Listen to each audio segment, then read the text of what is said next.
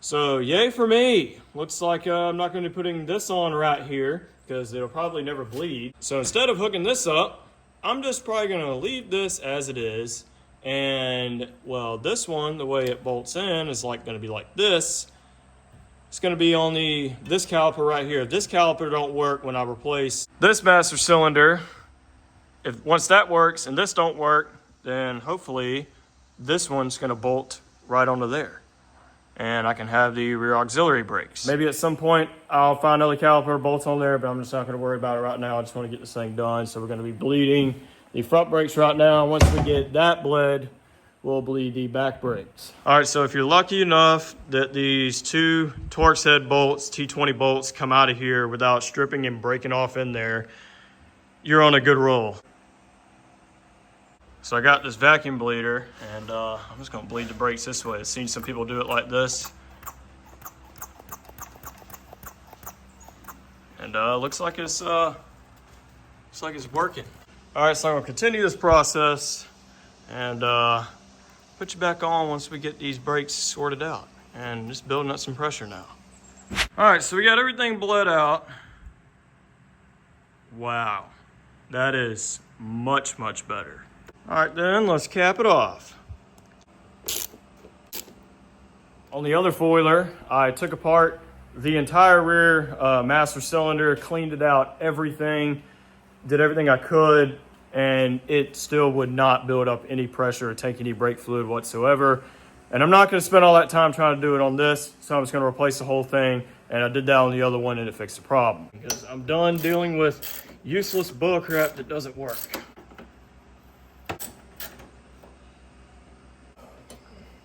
All right, so a big problem I see is when you go on eBay and you look up Arctic Cat 400 rear master cylinder. Nothing but these pops up on there. Yeah, it looks like it'll bolt right in and everything, but look at the length of this versus the length of this. So I'm gonna have to find some way of putting some kind of spacer on here or somehow taking this out and putting it over here. I'm gonna do that off camera and I'll put you back on. All right, so I had to run to town to get bits and bobs like this, coupling nut, screw that on there, and this thread rod go on there, and then get this piece, thread on there, so that way I can make my extension, the M8 by 1.25 thread.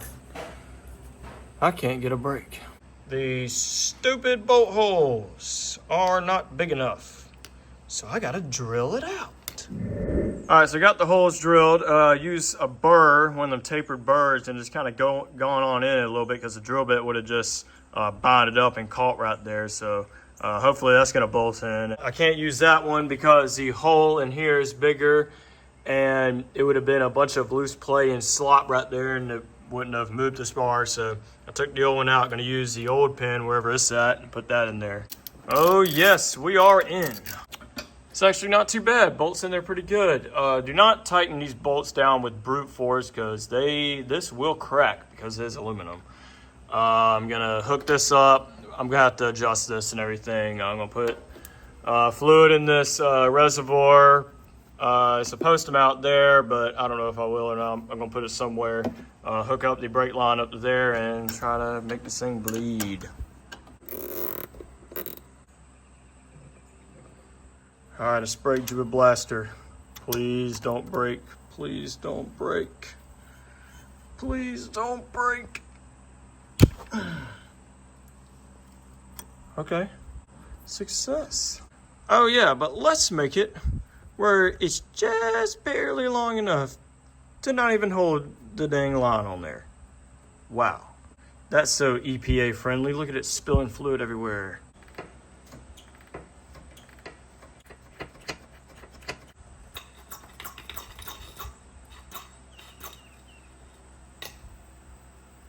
Oh yeah, it's the beauty of a vacuum bleeder.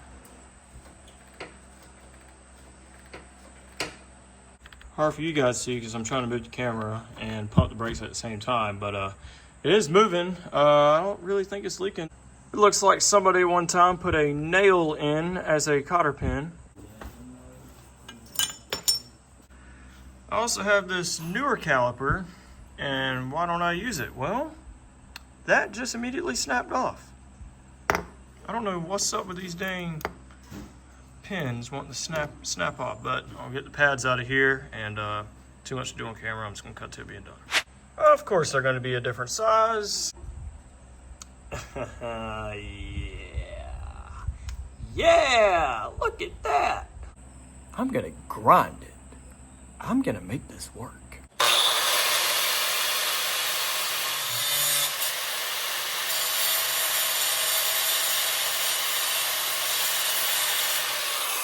And just like that, they kind of fit. All right, so I actually had to put one of the older, somewhat used pads in there with the new one, because if I put both of them in there, that thing wouldn't go in there all the way, and it was just way too much. It wouldn't do anything, so hopefully this is gonna work.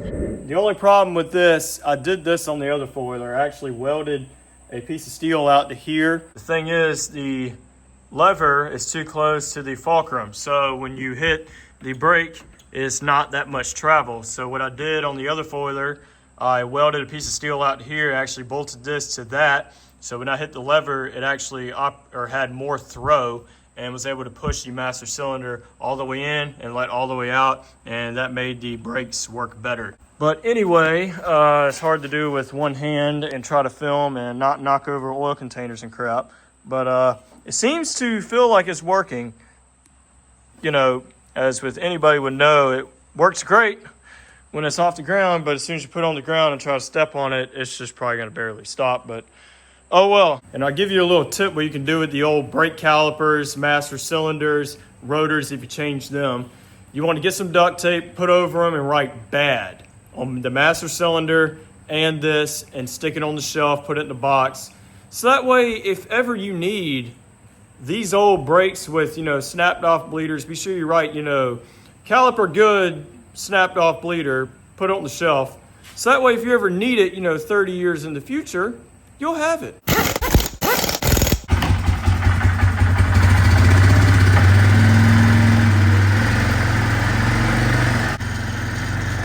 don't know why this thing's wanting to stay locked.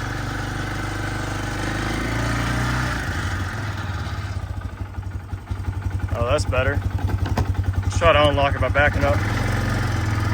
There we go, it's unlocked now. I don't use the Diff-Lock unless I have to.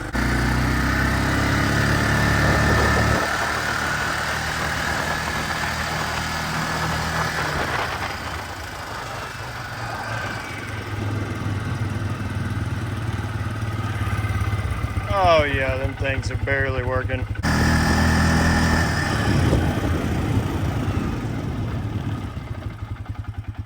Oh yeah, that's much better.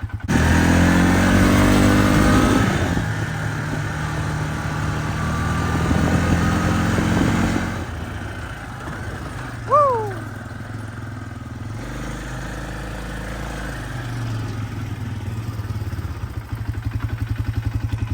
All right, so front brake's working great.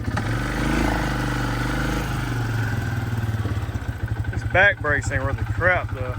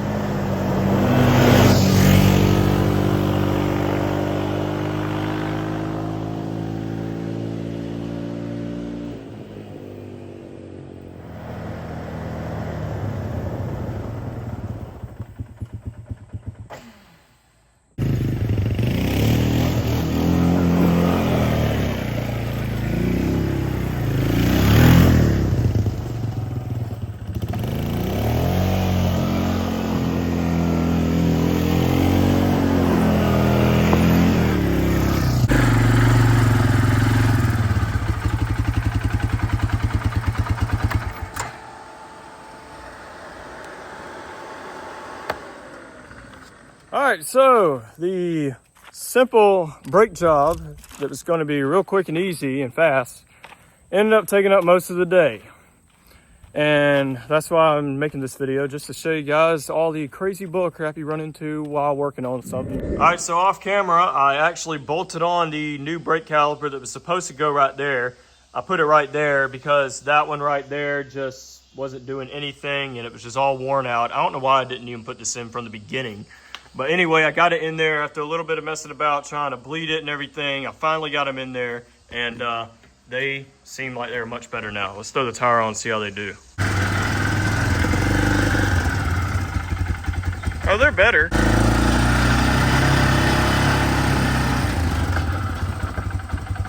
Yeah, they're definitely better, but I mean, they're not gonna lock up the tires, but they will slow you down. Well, never mind. They actually skidded the back tires on sand though. I wish this thing had some kind of mechanical brake on it, because all the brakes on are hydraulic. I don't like that at all, really. I wish it would have some kind of mechanical cable kind of brake, but of course it's not. That's the only thing I don't like though. But anyway, I've done a lot of other things to this thing off camera. So basically, I'm going to kind of walk you through what I did and basically kind of give you an update of things that I've done on this thing. So the first thing you may notice is that the exhaust, I put the stock muffler back on it. Why, you may ask? Well, I had the 2-in-1 exhaust, lawnmower exhaust, as you saw in the last video. I put that on there. It sounded all right, but this thing was just still pretty dang loud, even with that muffler on it. So I said, screw it. I'm going to take it. I'm going to weld the old baffles back in and put it back on there. Well, that was a lot more than I thought it was, because this whole muffler is about rotten on the thing. So I cut the ends back open. I grabbed the original baffle system that was in it. I shoved it back in there, welded the back half back in there, and then welded the cap on after that. Well, when I put it back on there, it was making like a kind of crappy pissy sound or whatever. So basically I didn't like that, so I pulled the front off, cut that off, went inside of there, discovered one of the baffles was broken. It was jiggling around in there. I welded a big thick washer in on top of it. I took photos of basically what I did and tiny little short clips of it, because I didn't really want to make a whole video of that whole thing. I put a new seal and springs on it, so that way is a tight, firm seal around it. And well, what do you know, it actually sounds pretty decent. I finally was able to get this stupid thing quiet, because this thing was just always been obnoxious. But anyway, that's taken care of. The second thing is that the winch, I took apart the old winch, which is actually a Badland 2500. It's not a Warren winch, because stock they came with Warrens. I took it apart. I originally was going to make a video on the whole thing, but it didn't really turn out the way I wanted it to, and I was kind of running out of storage on the phone, as per usual. So I ended up scrapping that video. I took the cable out because it was all rusty and knotty, ready to lacerate anybody who tries to touch it. So I took all that off. I took the synthetic rope, the old synthetic rope that came off my other Arctic Cat 400, put that on there, bolted it back on with the drum and everything. Of course, one of the bolts broke off, so I had to retap that. And then I put all that back together and put it back in the foiler, and I hooked the jumper cables up to it, and the winch itself works. It's not the greatest thing, but stupid gnats flying all over the place. It's not the greatest thing, but it does actually work. So then I moved on to hooking up the wiring. So I hooked up, made some connectors on there going back toward the battery box. Of course, the winch relay was on the side, and I didn't like that, so I relocated it back inside the battery box, because that's the way my other one was. So when I was hooking it up, I accidentally hooked up the positive and negative on a couple of posts that probably shouldn't have been on, and then hooked up the other wires on the other one. And when I plugged the relay in and trying to jimmy the switch around that's up on the handlebars, I ordered a new one of those. I ended up shorting out the battery. Ended up having to get another battery out of that whole thing. I learned not to ever do that crap again. So yeah, I just kind of unhooked all that for right now. I pushed it to the side. I got a new switch and new switch solenoid that I'm going to be putting in here also. I still haven't put them in yet, but I will at some point. The seat, you will notice that the seat has a seat cover on it. I made a YouTube short on recovering the seat because it was just a bunch of bull crap. This is actually the seat vinyl or fabric or whatever you want to call it that actually came with the foiler when I bought it. Put that on there. The stupid staple gun had this safety crap on it. I couldn't even try to get a staple in on each side. I got some in, but it wasn't enough to hold it securely. So I got this adhesive, weather adhesive stuff put around there. I'm assuming it's all good now. It's locked on there because once that stuff sits, it ain't going anywhere. I also readjusted the valves because the valves sounded like it was a bunch of tickety going on. So I pulled all that apart, went in there and adjusted the valves to like 9 thousandths on the exhaust and about 3 to 4 on the intake. That's what the side sticker said on the side of the four-wheeler, and that's what I went across. So I did that, and the valves are a lot quieter now. It sounds a lot better. It seems to run a little bit better. I've adjusted the air-fuel ratio screw on the carburetor at idle. This thing kind of acts like it has a weird vacuum leak at idle. It'll idle high for a little bit and go back down. But running it, it's, you know, when you give it gas, it's fine. It's just at idle, it's a little bit of a problem. So that's kind of annoying. The electrical box, if you've seen the other YouTube short, in high range, it kept wanting to cut out the ignition, but in low range, it was fine. In reverse, it would do that unless you hit the override button. I originally thought it was a carburetor problem, but since how I'd only do it in high range, I figured it was an electrical problem. So I went in there and pulled the diodes I looked on the Arctic Cat 300-400 Facebook group. I found somebody said it was a diode, so I pulled those out, cleaned them up, put them back in, and what do you know, it works. So I kind of went over and detailed it. It looks a little bit better. You may also notice that this right here, the last video of this four-wheeler, I think you saw, or the one before last, the temperature switch on the engine wasn't working, and this engine was getting very hot, and this fan still wasn't coming on. My other one comes on, but it waits till it gets pretty hot, but this one wasn't really coming on at all.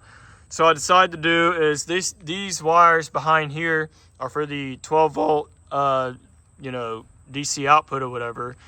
So what I did was I took those wires, hooked a switch in right there. This is actually the old four-wheel drive switch from the other four-wheeler. And I took the wires from the fan, ran it up to the switch. So now when I hit the switch, because this had 12 volts all the time, even with the key cut off. So when I hit this now,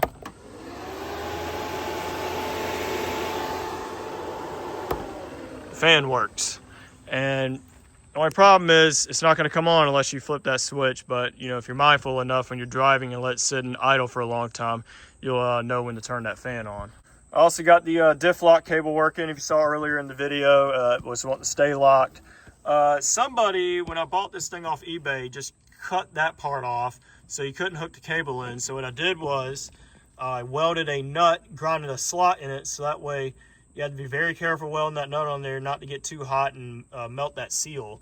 But put that nut on there, ground it out so I could put that cable in there.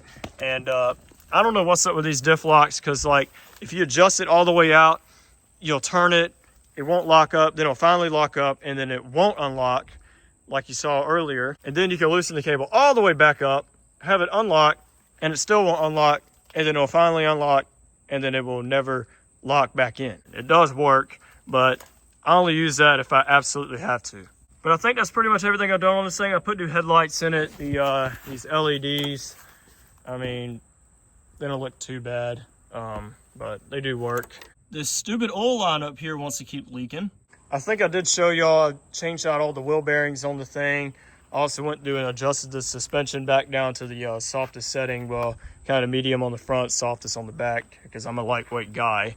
I don't think you saw me put new CV axles in. I originally was going to film a YouTube short of that, but just kind of was running out of time and didn't do it because I was getting this thing ready for Mini Mayhem at the time. So that's pretty much everything I've been doing on this foiler for the past few weeks or a couple months. Just kind of a little bit along. I'm glad to get the brakes finally working good now because, you know, when I was backing my jet ski in the lake right there, the brakes started fading out on the thing. Also, I think this muffler would sound really good on this lawnmower. But yeah, it's running much better now. It's driving a lot better now, much better than what it was before. And one of my uncles is actually probably gonna buy this thing. So you'll probably still see this thing, but not very often.